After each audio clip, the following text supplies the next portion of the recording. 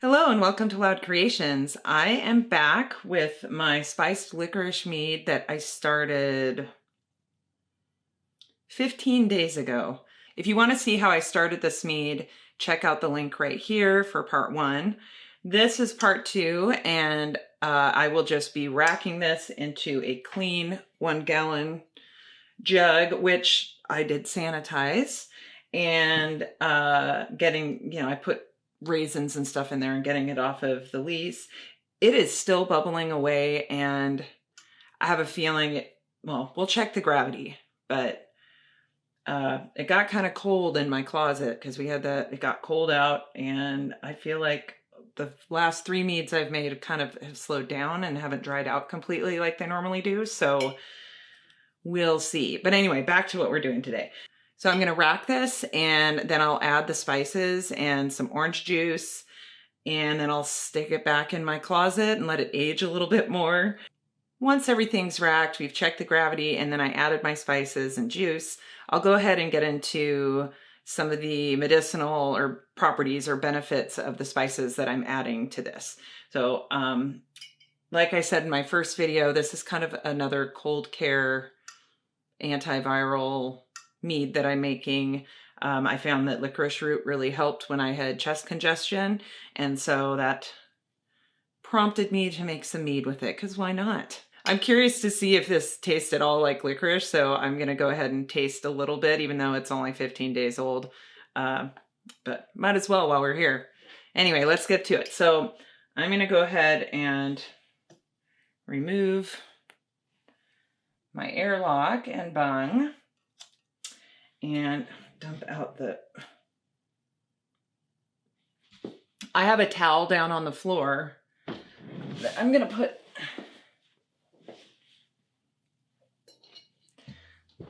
put my jug down on the floor.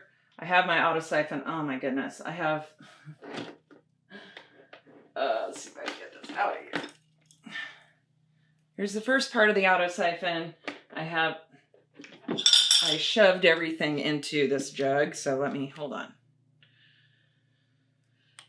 Let's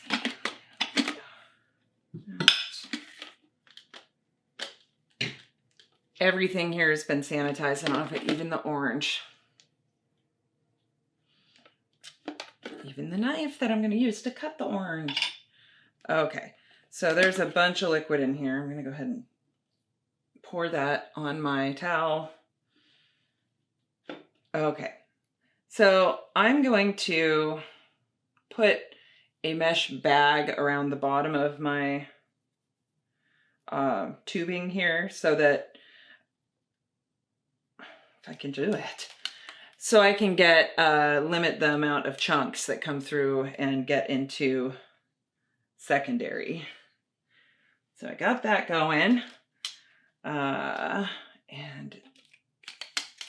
I'm just going to stick this in here and start pumping. So I will be right back. Okay, so I got it. It's a little low in the carboy, but I feel like that's a gallon. We still have a gallon. I'm going to go ahead and take a gravity reading right now, and we'll see how much this is fermented out. I got my turkey baster and my foggy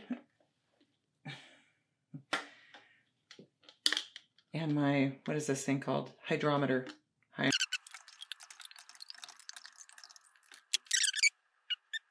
We're at 1.020, so I think it is a little stalled. Maybe I'm gonna put it in a warmer spot and see if that helps. It's also D47, and in the comments somebody had mentioned whenever they use D47 they stall. And then I started thinking about it. I'm like, yeah, you know what?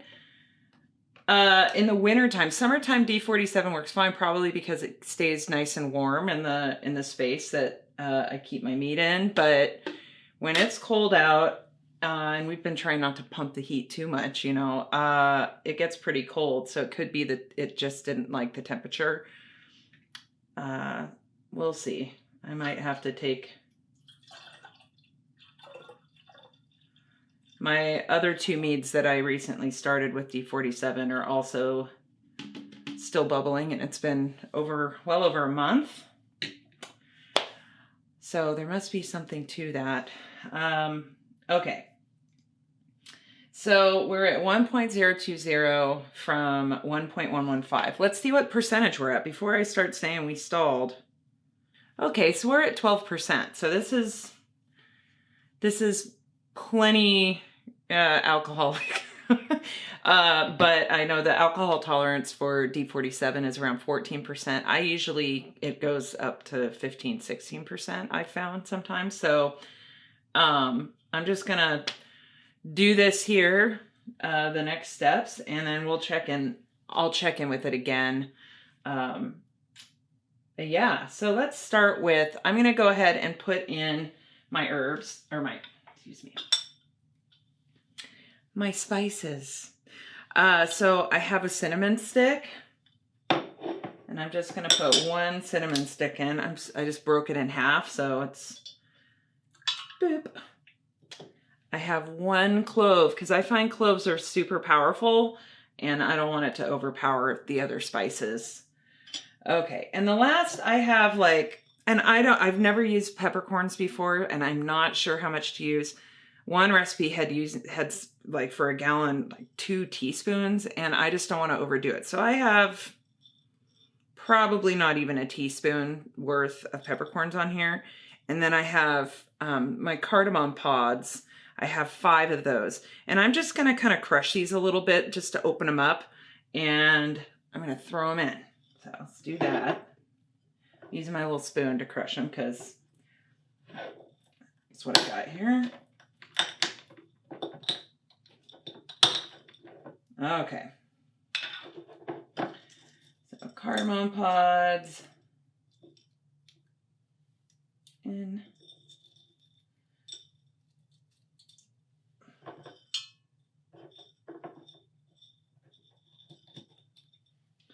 I don't know about crushing the pepper. I didn't really because, well, I crushed one and it basically looks like ground pepper. I have chunks. It's gonna have chunks. Okay. Pepper. I'm excited to use pepper. Just haven't done it yet. There's so many different things you can add to home brews where it's like limitless. Okay, so next, here's what I'm gonna do. Since I don't have my in here, I'm just gonna juice my lemon into this giant pitcher and then pour it in.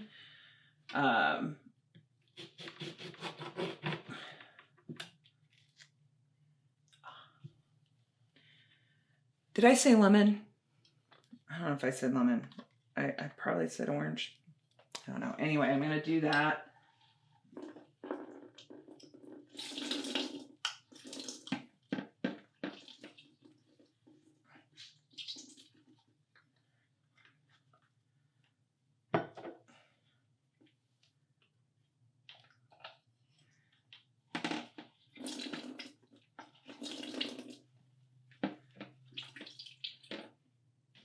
Now, I'm hoping maybe this juice will wake up the yeast again too. We'll see. Okay. I don't know. Probably only like an ounce. Squeezed, but not squeezed very well. Okay.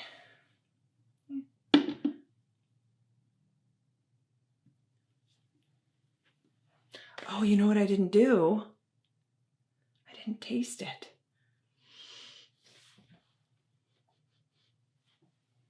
I mean, it just smells like young mead, so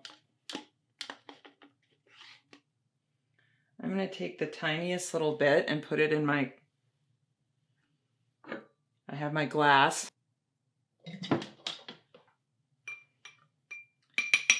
Okay. Be surprised if this tastes like orange slush. Ah! You know what? Before I do that, I'm gonna put my airlock back on, and I'm going to stick my label back on. Pick up this mess. Okay. Okay. All right, so this is, it's probably just going to be funky. Ooh, it's sweet.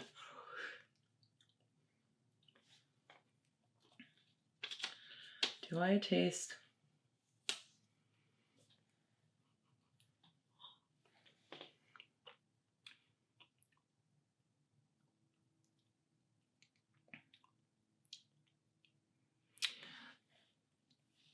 I don't think I taste, I mean, this is gonna have to wait. It's very sweet still. I might have just gotten a bunch of juice in there.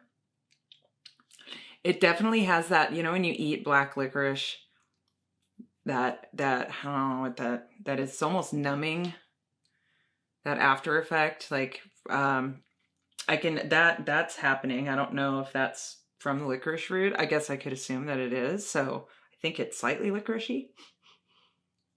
I might look into, somebody had posted also, and thank you for the recommendations I've been getting. I really appreciate it. It's helping me out quite a bit. So somebody had mentioned using star anise? Star anise? Star anise? I always say star anise, but I just looked how to pronounce it and it said star anise. Anyway, I might add one of those. I don't have any right now. I was also going to add ginger, but we used up the ginger that we had, and I needed to move this off of I just wanted to move on. I wanted to move on with this. So I'm not adding ginger like I had planned, but that's okay. If I add anything else, I will make note of it in the next video.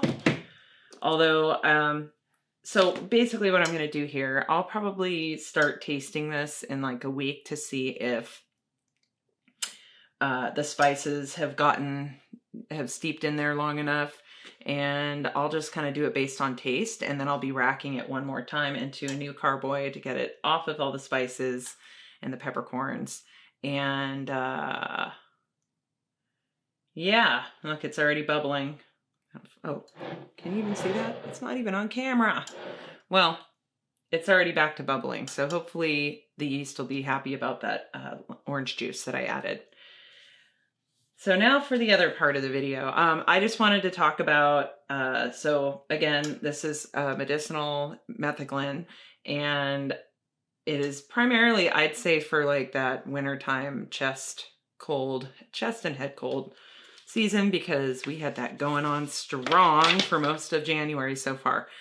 And so I'll just start with cardamom, based on the research that I did. Cardamom, and they're all very similar. So I guess I could say cardamom, cinnamon, and clove all have antiviral, antioxidant, and anti-inflammatory properties, which make them very helpful. So cardamom specifically is in the ginger and turmeric family, and so helps with, it's very anti-inflammatory, helps regulate blood sugar and reduce blood pressure because it has a diuretic effect, removing excess salts from the system. It also it helps with detoxifying your body, helps with cough and cold because of its antioxidant properties. It fights viruses and loosens mucus. It also helps with weight loss and helping with appetite, probably indigestion too, I'm guessing. Well, I mean, I shouldn't say that. It helps with your weight. It helps with infections because it has antiseptic properties. Also, studies have shown that it helps with fighting cancer. It reduces oxidative stress because it's an antioxidant, I guess. And also reduces cortisol, which is the hormone that's released when you're stressed. And so it helps improve anxiety and depression. Then moving on to cinnamon, and cinnamon's more common. You know, at least I've known about cinnamon helping with blood sugar. It helps reduce insulin sensitivity, which also can help with weight and weight loss. It's antiviral, anti-inflammatory, antioxidant, antibacterial, antifungal, and it is just an overall great spice too. It's in everything. So all of these have very similar properties. Clove is another one that it has all of those anti-inflammatory, antioxidant. It helps with tooth pain. It promotes gut health and helps, you know, if you are having some problems, it's good for that. It prevents ulcers. But yeah, any gut issues, cloves are good for. It's also an anesthetic, and it promotes weight loss and helps with depression. Wonderful stuff. And then peppercorns are full of vitamins. Where's my peppercorn thing? There we go. Here's a little list of benefits of black pepper. I had never really read up on pepper. It's just one of those things that you toss in or sprinkle on, and this is interesting to me. So here's one, 10 health benefits of black pepper. It increases nutrient absorption, improves digestion, stimulates the appetite, facilitates weight loss, relieves gas, helps clear congestion. Yay, because this is my chest cold mead. Combats arthritis, so it must be anti-inflammatory as well. Fights cancer as well. Let's see. Ooh, it's a natural antidepressant. Very interesting. And it also can treat gum problems. So there we go. There's so much more to these spices. That's obviously just a high level. I'm not giving all the scientific detail, which I encourage anybody who is interested in natural medicines to just start playing with it and doing your research. And if you have health or medical conditions, obviously run it by your healthcare provider. But this has been a really fun journey learning about all of the different medicines that are just growing out there in the world. Next time you see me with this mead, I will be back for a tasting. Of course, that's going to be several months from now, maybe even more. And yeah, we'll see how it turns out. So far, I mean, like I said, it just tastes, it's really sweet and tastes like young mead right now, but I can tell that it'll turn out well. I hope this video was useful, and I will see you next time. Thank you.